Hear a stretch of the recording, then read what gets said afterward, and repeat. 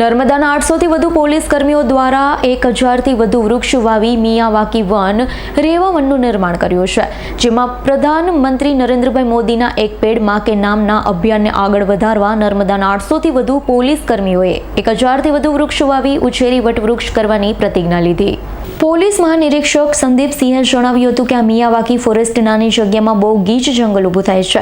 નર્મદામાં જોયું ખૂબ સુંદર બનાવાયું છે. ખરેખર આજના ગ્લોબલ વોર્મિંગની અસરો સામે આ જંગલ પ્રકૃતિને બચાવવાનું કામ કરશે. આપણે માનવો સહિત પશુ પંખીઓ પણ જીવજંતુઓ પણ સુરક્ષિત રહેશે. ઇન્સ્પેક્શન દરમિયાન નર્મદા પોલીસની કામગીરી ખૂબ સુંદર છે. રાજ્યની બોર્ડરનો જિલ્લો છે, ત્યારે પ્રોહિબિશનના કેસ હોય કે નાર્કોટિક્સના સાયબર ક્રાઇમના કેસ કરી ડિટેક્ટ કરી મુદ્દામાલ કબજે કરાયા. ઘણી સારી કામગીરી કરી છે. નર્મદા જિલ્લામાં પોલીસ મહાનિરીક્ષક વડોદરા સંદીપસિંહ વાર્ષિક ઇન્સ્પેક્શન માટે આવ્યા છે. સ્વાગત પોલીસ અધ્યક્ષ નર્મદા પ્રશાંત સુંબે અને અન્ય પોલીસ અધિકારીઓએ પાઠવ્યું. પુસ્તકો દ્વારા એક નવા અભિગમની શરૂઆત કરી. પાઠ્યપુસ્તકો ચિલ્ડ્રન ડોમના બાળકોને ભણાવવા માટે તેમના સ્ટાફને આપવામાં આવ્યા. અભિગમને પોલીસ મહાનિરીક્ષક સંદીપસિંહે ખૂબ જ વખાણ્યો.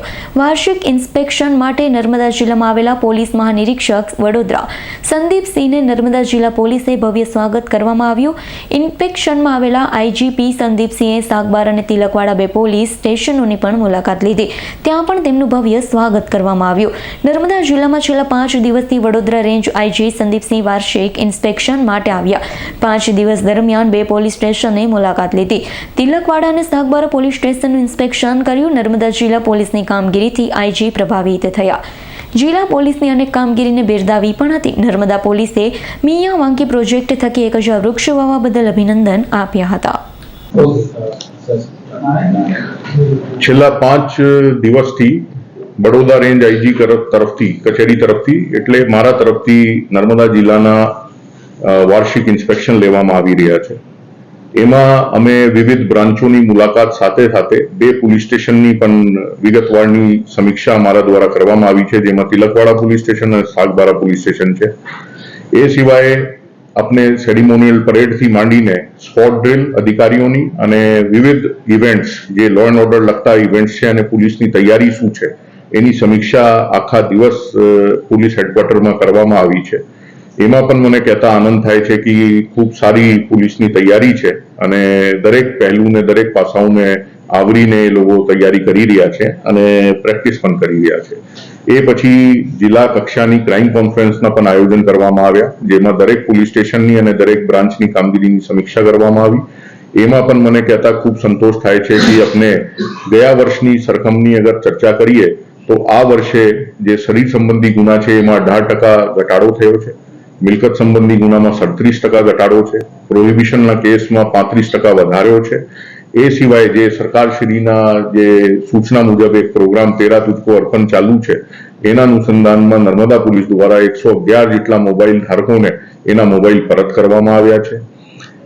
પ્રધાનમંત્રી શ્રીની જે યોજના છે એક વૃક્ષ માં કે નામ, એના અનુસંધાનમાં એક રેવા વનનું નિર્માણ થઈ રહ્યો છે, જેમાં 1000થી વધારે વૃક્ષોને મેવાકી કોન્સેપ્ટથી રોપવામાં આવી રહ્યા છે. એના માટે હું જિલ્લાના એસપીને ખરેખર અભિનંદન આપું છું. તેરા તુજકા અર્પણ પ્રોગ્રામ આવનાર સમયમાં પણ ચાલુ રહે એના માટે પણ આપણે ડિસ્કશન કર્યા છે અને એના માટે પણ હું એસપી શ્રીને અભિનંદન આપું છું. આપણે છેલ્લા 1 વર્ષમાં 30થી વધારે નાસ્તા ફરતા આરોપીઓને પકડવામાં આવ્યા છે. જે હમણાં ચૂંટણી થઈ છે એ ચૂંટણી એકદમ શાંતિપૂર્ણ વાતાવરણમાં પૂર્ણ કરવામાં આવી છે. એમાં યોગ્ય અટકાયતી પગલાંથી માંડીને અને હથિયાર જમા કરવાની કામગીરી ખૂબ સંતોષકારક નર્મદા જિલ્લા પોલીસ દ્વારા કરવામાં આવી છે. લગભગ 62 જેટલા ખોયેલા ગુમ થયેલા માણસોને, સ્ત્રી પુરુષ બાળકો મળીને 62 જેટલા માણસોને નર્મદા પોલીસે પરત લાવ્યા છે. એ પણ સરાહનીય કામગીરી છે. ભવિષ્યમાં પણ આ પ્રકારની કામગીરી ચાલતી રહે એ હું આશા રાખું છું. ઇવન જે સાયબર ફ્રોડમાં જે રકમ એ લોકોના સાથે ફ્રોડ થઈ જાય છે એમાં પણ મોટા ભાગની રકમ જે છે એ પરત કરવામાં આવી છે. બાકીની રકમનો પ્રોસિજર અત્યારે ચાલુ છે. એ સિવાય આપણે આવનાર સમયમાં જે કંઈ આયોજન આ જિલ્લામાં થવાના છે એની વિસ્તૃત ચર્ચા કરવામાં આવી છે. મારા દ્વારા દરેક બ્રાન્ચોની દરેક શાખાઓની નોટ રીડિંગ કરવામાં આવી છે. એમાં જરૂરી સૂચના માર્ગદર્શન આપવામાં આવે છે. એની પૂર્તતા પણ નર્મદા પોલીસ મહિનાની અંદર કરશે એવી અમે સૂચના કરી છે. Thank you. દીપક જગતાપનો રિપોર્ટ, S9 ન્યૂઝ, રાજપીપળા.